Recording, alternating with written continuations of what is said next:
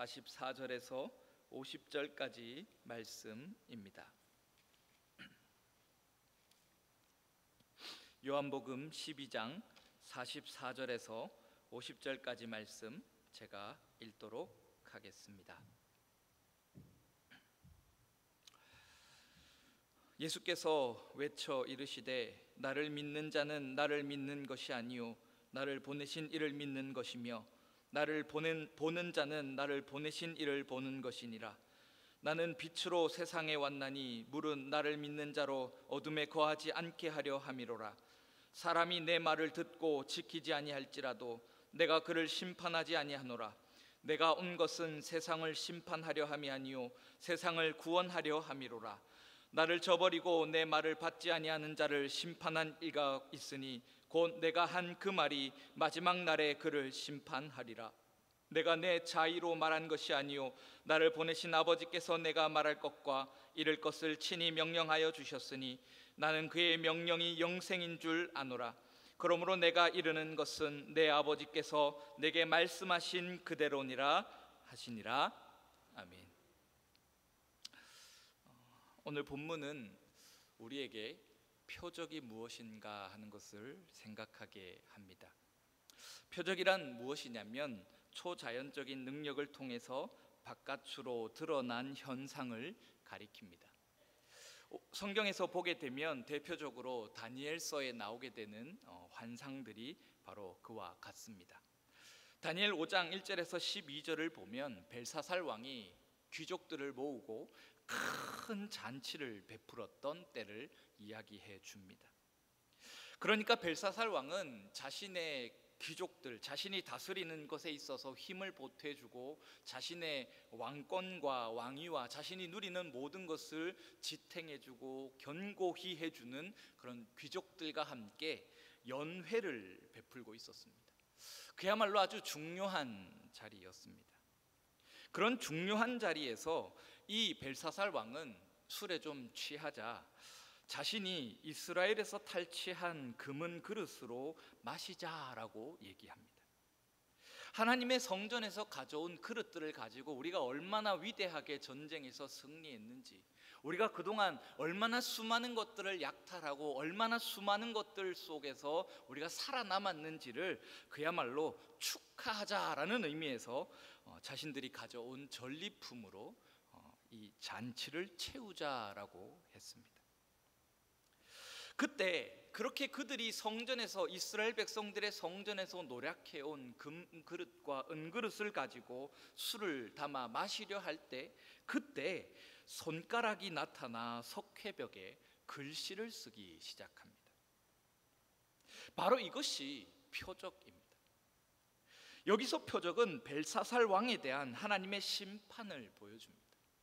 갑자기 잔치를 베풀고 있고 굉장히 중요한 자리 가운데서 자신들이 그동안 어떤 전쟁 속에서 살아남았는지, 그리고 자신들이 이루어 놓은 업적이 얼마나 대단한가를 기념하는 자리에서 갑자기 손가락이 나타나서 석회벽에 글씨를 쓰기 시작한다. 이것이 바로 이 표적이라는 것입니다.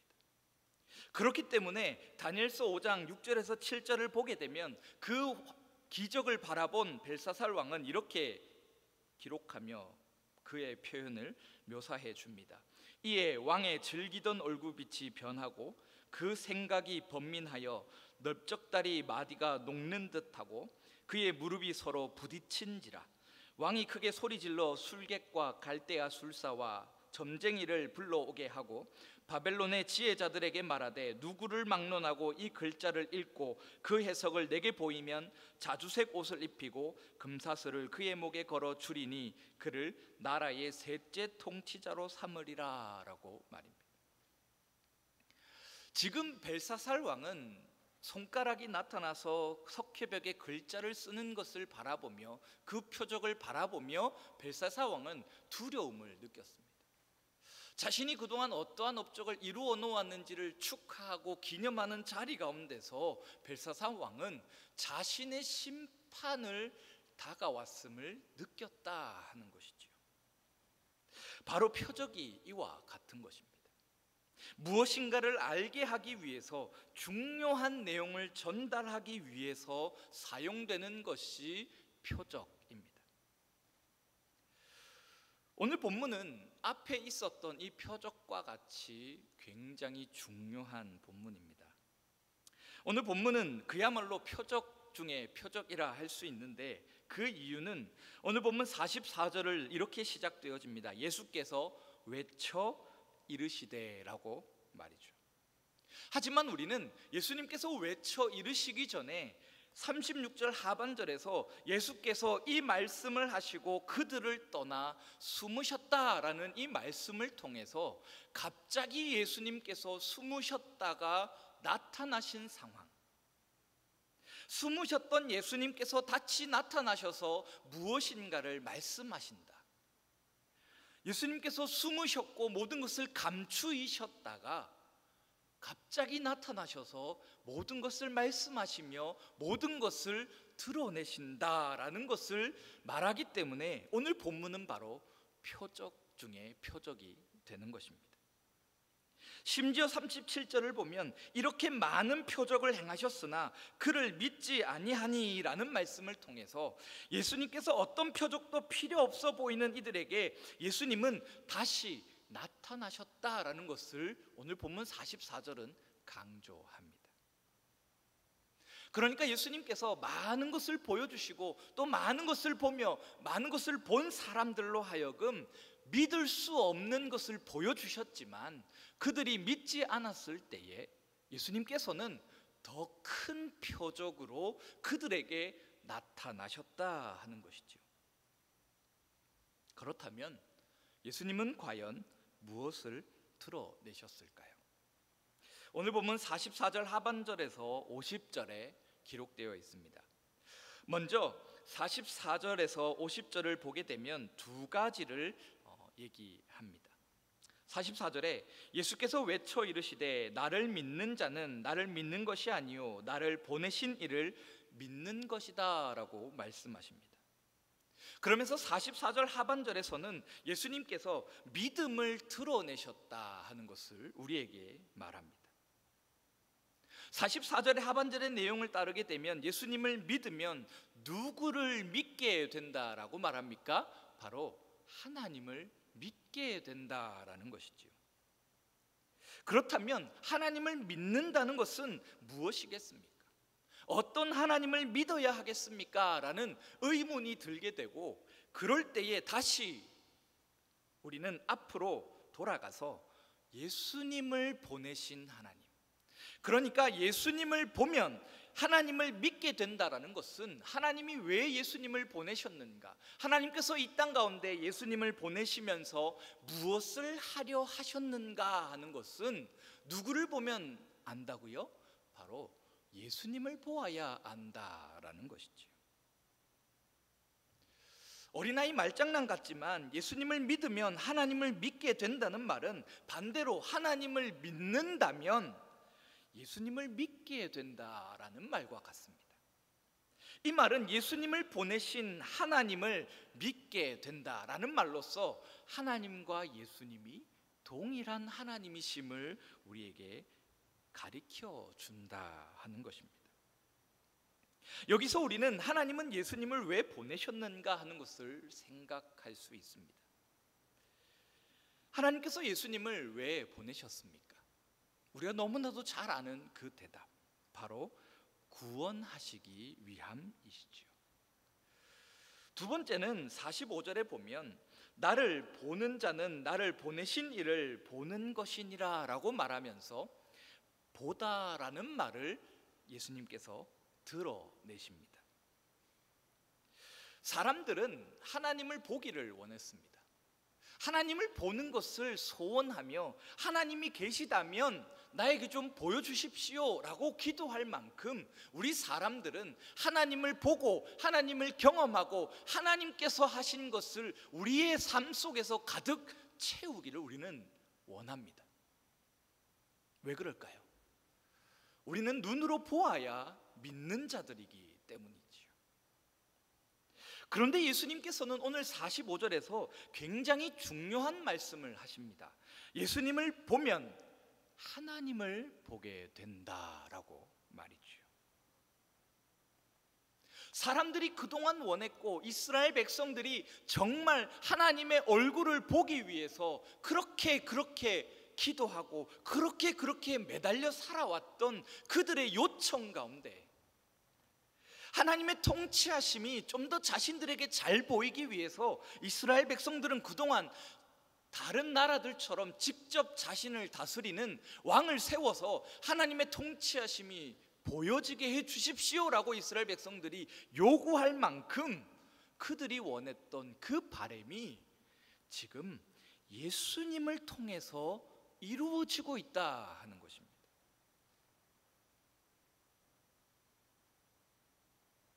그러나 이스라엘 백성들이 죄로 인해서 볼 수 없었던 그 하나님, 자신들의 죄악으로 인해서 선뜻 하나님의 얼굴이 비추어졌고 하나님이 시내산에 임재하셨을 때에 이스라엘 백성들은 하나님을 두려워하며 우리에게 말씀하지 마옵소서 라고 말하며 모세에게 말씀하시면 우리가 모세의 말을 듣고 지켜 행하겠습니다 라고 했던 그런 그들의 모순되는 바램과 요청 속에서 예수님께서는 굉장히 중요한 말씀을 하고 계시는 것이죠.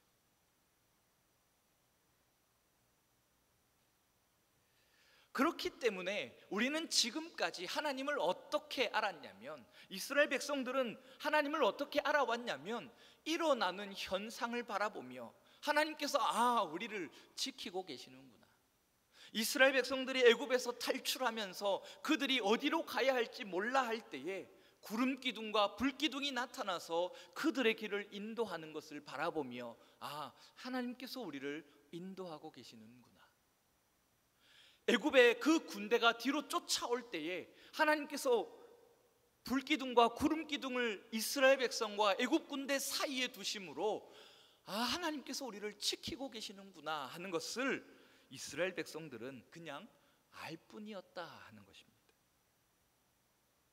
하나님이 존재하고 계시긴 하는구나 라는 것을 어렴풋이 아는 것이 지금까지 예수님 이전에 그들이 가지고 있었던 표적이었다 하는 것이죠.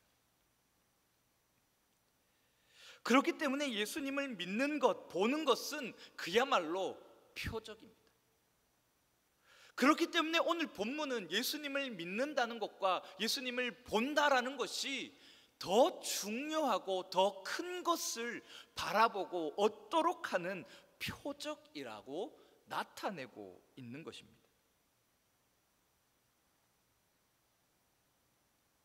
이것을 좀 쉽게 말하면 예수님을 볼 때, 예수님께서 행하신 기적을 보고 듣고 그것 가운데 경험하게 될 때 우리는 그것에서 머무르는 것이 아니라 예수님께서 저분 정말 대단한 능력을 가졌구나 하는 것에서 머무르는 것이 아니라 더 큰 것, 더 이상의 것을 우리는 보고 깨닫고 발견하게 된다 하는 것입니다. 제가 원래 수요 예배 설교 전에 식사를 잘 하지 않습니다. 왜냐하면 자주 이제 트름이 올라오기 때문인데, 오늘은 제가 조금 늦게 저를 찾아온 고등부 친구와 함께 좀 저녁을 먹었습니다. 그것도 아주 양껏 먹었더니 지금 속에서 막 난리가 나고 있습니다. 이것은 무엇을 뜻하겠습니까? 제가 언젠가는 트름을 할 수도 있다라는 것이죠. 이것이 바로 표적입니다. 우리는 먹지 않던 밥을 먹었다, 내 배가 조금 이상하다라고 하는 그 표적을 볼 때 우리는 그 이상의 것을 알아차립니다. 감지합니다. 조심해야겠다. 말을 좀 천천히 하고, 말을 좀 하다가 좀 이상한 낌새가 있으면 조금 참아야겠다라는 것을 우리는 깨닫게 된다라는 것이죠. 바로 오늘 본문은 이것을 우리에게 말합니다. 먼저 46절에서 47절을 보면 예수님께서 더 중요한 표적, 예수님을 바라볼 때에 우리가 무엇을 보아야 하고 무엇을 들어야 하고 무엇을 믿어야 하는가 하는 것을 우리에게 소개해 주십니다. 이렇게 기록되어 있습니다. 나는 빛으로 세상에 왔나니 무릇 나를 믿는 자로 어둠에 거하지 않게 하려 함이로라. 사람이 내 말을 듣고 지키지 아니할지라도 내가 그를 심판하지 아니하노라. 내가 온 것은 세상을 심판하려 함이 아니요 세상을 구원하려 함이로라 라고 말입니다. 그러니까 우리는 예수님께서 오셔서 행하신 모든 일을 볼 때마다, 이 성경에 기록되어 있는 예수님의 모든 업적들을 볼 때마다 우리는 어떤 것을 기억하고 어떤 것을 붙잡아야 하냐면, 우리를 구원하려 하신 하나님, 우리를 살리려 하신 하나님의 사랑 가운데 우리는 붙잡혀야 한다 하는 것입니다.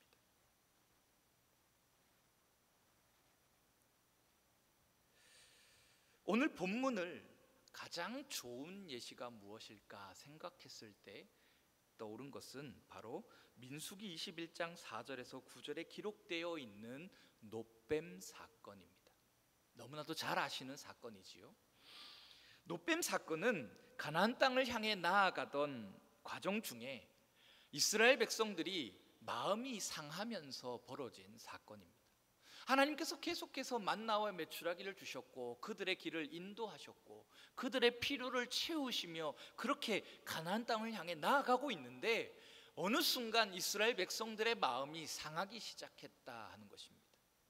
그러면서 그들이 원망하는 내용을 보게 되면 무엇이냐면, 왜 우리가 맨날 먹던 것만 먹어야 합니까? 라는 겁니다.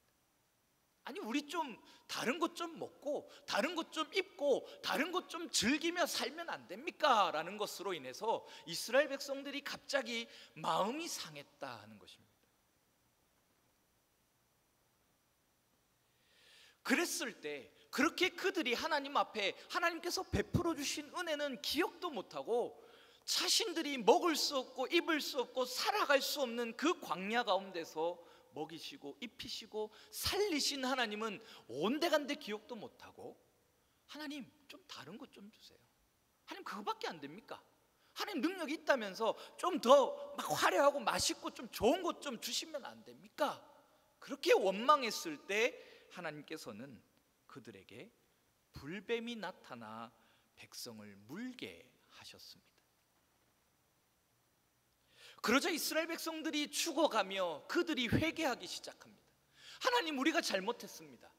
우리가 지금까지 누렸던 것들이 은혜였음에도 불구하고 내가 은혜로 깨닫지 못했습니다. 하나님 용서해 주십시오.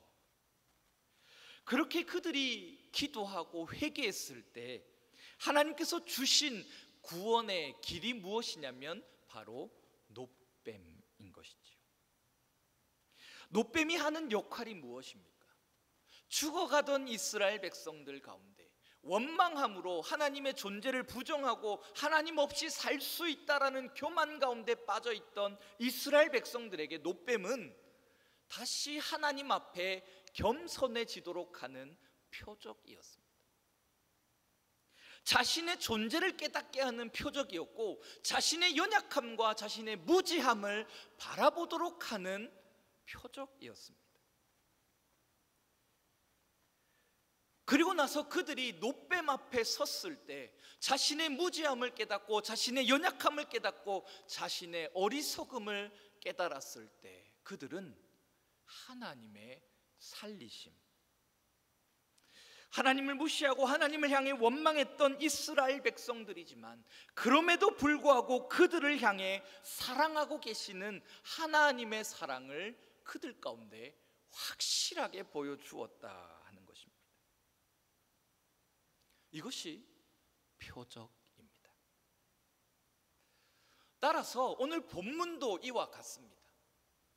오늘 본문이 예수님을 표적이라 소개하는 것은 예수님께서 36절 하반절에서 숨으셨다가 갑자기 짜잔하고 나타나서 많은 것들을, 진리를 선포하신 것은 그야말로 예수님의 말씀이 예수님께서 그동안 해오셨던 모든 그 일들의 표적이기 때문이라는 것입니다. 예수님께서 왜 고아와 과부를 고치셔야 하는가? 왜 예수님께서 죄인들과 함께 식사하셔야 했는가? 왜 예수님께서 그렇게 핍박당하시면서도, 하실 수 있으면서도 십자가를 묵묵히 견디어내셔야 했는가? 하는 그 모든 일들의 해답을 제시해 주는 것이 바로 이 표적이라는 것입니다. 그것은 하나님의 뜻을 드러내려 하심이라는 것이죠. 세상을 구원하시기 위해서, 세상을 사랑하셔서 자신이 사랑하시는 자들을 위해서 하나님께서 그럼에도 불구하고 그들을 놓지 못하시고, 그럼에도 불구하고 그들을 부여잡고 끝까지 기다리시는 그 하나님의 사랑, 그 성부 하나님의 사랑을 우리에게 보여주기 위함이라는 것입니다.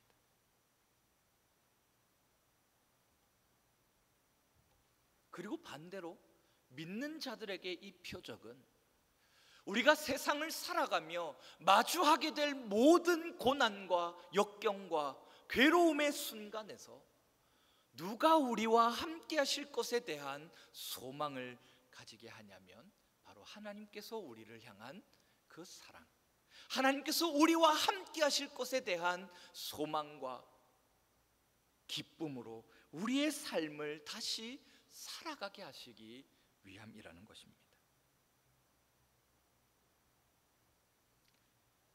그렇기 때문에 우리는 날마다 예수님을 바라보며 살아갑니다. 우리가 기도할 때에도 예수님의 이름으로 기도합니다라고 하는 이유가 예수님을 바라보게 되었을 때 우리가 누구를 바라보기 때문입니까? 바로 하나님을 바라보게 되어지기 때문입니다. 말씀을 통해 기록되어진 예수님, 성령을 통해 공동체 안에서 우리의 삶 속에서 경험되어진 예수님을 우리는 날마다 보고 믿으며 경험하며 예수님을 따라 살아갑니다.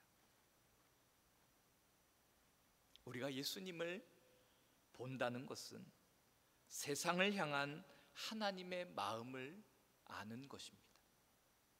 오늘 본문에서 기록하는 것처럼 나를 본 자는 하나님을 본 자이고 나를 믿는 자는 하나님을 믿는다라고 말씀하신 그 예수님의 말씀 속에서 우리는 내가 예수님의 뒤를 걸어 따라간다라는 것은 예수님께서 바라보시고 예수님께서 보냄받으셨던 하나님, 하나님의 뜻 가운데 우리가 살아가는 것이지요. 그렇기 때문에 우리가 그리스도인으로서 세상을 살아갈 때 하나님께서 마지막 때에 천국으로 인도해 드리실 것에 대한 우리는 소망을 가지게 됩니다. 믿지 않는 자들이라면 예수님을 바라봄으로 하나님께서 우리를 향하여 이만큼 사랑하셨구나, 하나님의 사랑이 얼마나 값진 것인지, 하나님의 사랑이 얼마나 크고 놀라운 것인지를 깨닫게 된다면 믿는 자들인 우리는 그것 이상의 것, 하나님께서 우리를 예수님과 같이, 예수님께서 걸어가시고 예수님께서 죽으시고 부활하신 후에 하나님의 품으로 올려가신 것처럼 우리도 그렇게 될 것을 믿으며 확신하며 살아가게 될 것을 우리는 확신케 된다 하는 것이지요. 이것은 우리에게 참 아름다운 고백을 낳게 합니다.